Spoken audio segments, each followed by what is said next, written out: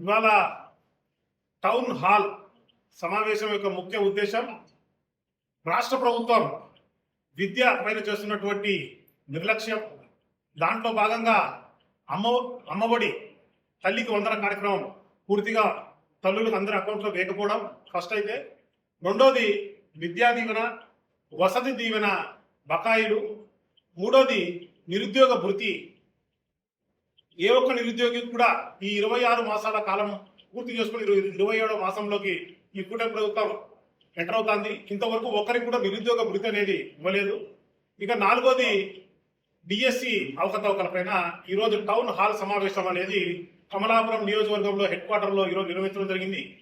దీంట్లో తల్లిదండ్రులు, విద్యార్థులు, తర్వాత అందరూ కూడా పాల్గొనడం జరుగుతారు.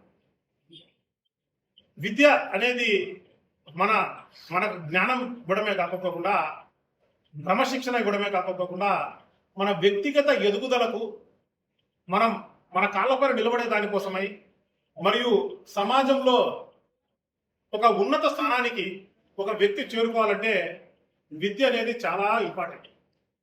అటువంటి విద్య అనేది మనందరికి కూడా సమానమైన అవకాశాలను ఏదన్నా ఇస్తాదంటే ఒక విద్యనే.